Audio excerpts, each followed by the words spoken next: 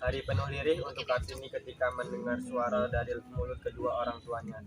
Raden Mas Adipati Aryo Sosrodiningrat dan Mas Ayu Ngasirah menyampaikan sebuah berita yang membuat degup jantungnya terasa berhenti seketika. Sudah waktunya, ketika gadis pribumi menginjak usia tertentu, mereka akan dipingit. Tidak ada lagi sekolah, tidak ada lagi belajar, kini tugasnya hanya memasak dan melayani sang suami. Seolah memasuki dunia baru di mana tidak lagi mengetahui apa yang terjadi di luar rumahnya.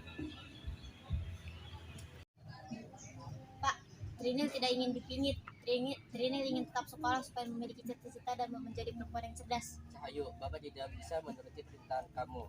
Bagaimanapun ini adalah generasi kita. Sekolah, perempuan tidak boleh sekolah tinggi-tinggi. Kamu mestinya sudah dipingit. Apakah tidak bisa tradisi ini dihilangkan? Duh, Cahayu, dengarkan Bapak. Bapak adalah bupati di sini. Tidak mungkin bupati tidak menjalankan tradisi yang ada. Kamu harus dipingit. Bu, Trinil mohon. Sudah Lando, ikuti saja tradisi yang ada. Kelak kamu akan mengetahui mengapa semua ini terjadi.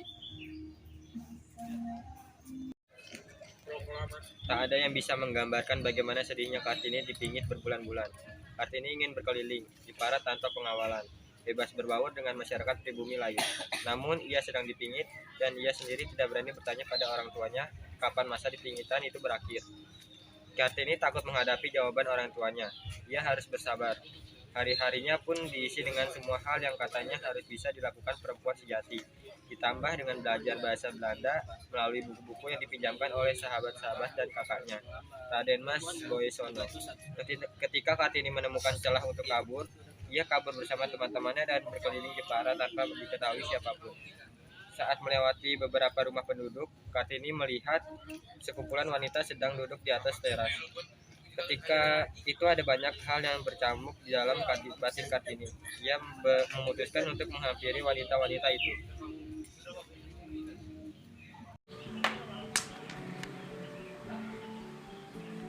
Adik-adikku, apa yang kalian lakukan? Mengapa kalian bersembunyi? Ini ayo kita pergi. Ayo keliling Jepara. Kalian tahu kan aku sedang dipingit. Aku tidak bisa pergi tanpa pengawal. Ibu bapak sedang pergi. Ayo kita pergi Trinil. Kami bertiga akan mengawalmu.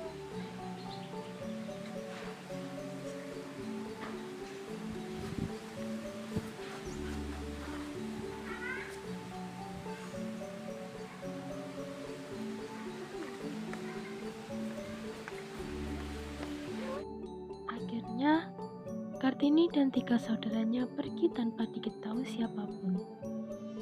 Kartini berhasil keluar dari penjaranya. Ia sangat bahagia. Saat melewati beberapa rumah penduduk, Kartini melihat sekumpulan wanita yang sedang duduk di teras rumah.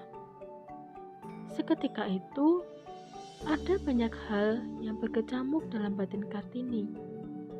Ia memutuskan untuk menghampiri wanita-wanita tersebut.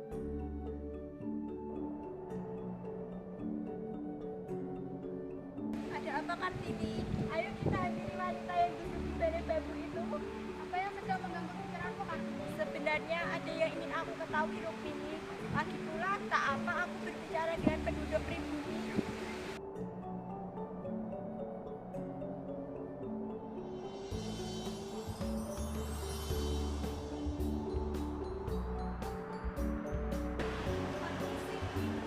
Ya, silakan dulu.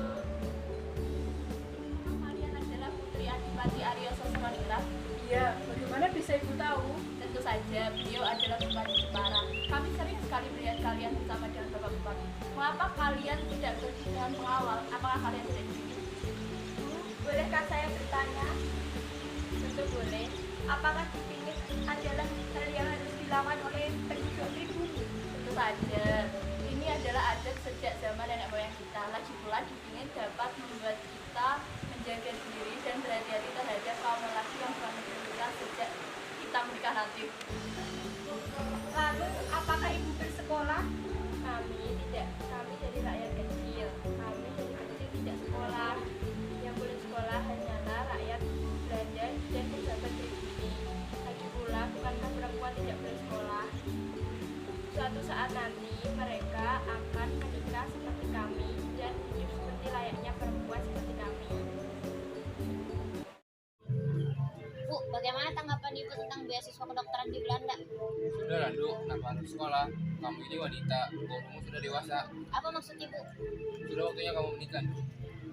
Bagaimana dengan mimpi-mimpiku?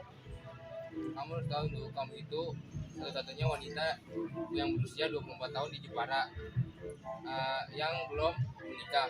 Dan ada satu pria yang ingin menikahi kamu. Siapa, Bu? Dia adalah Raden Mas Adipati Joyo Diningrat. Kedua orang tua Kartini berdiri di ambang pintu menuju kebaikan sosok orang yang ditunggu-tunggu. Kartini menunggu di dalam kamar dengan jantung yang berdegup kencang. Pikiran yang kacau, ia masih belum siap.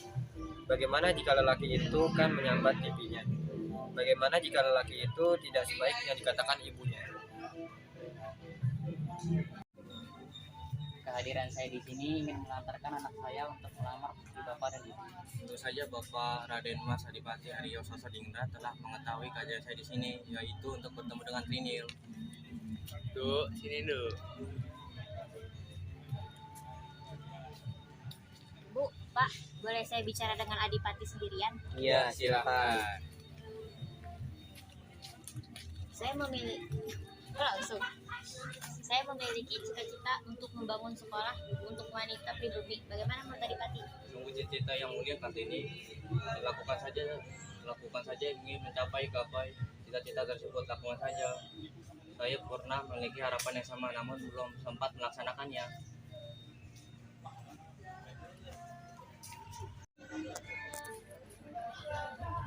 Setelah menikah dengan Raden Mas Adipati Aryo Joyo Adiningrat, Kartini segera membuka sebuah sekolah untuk perempuan pribumi.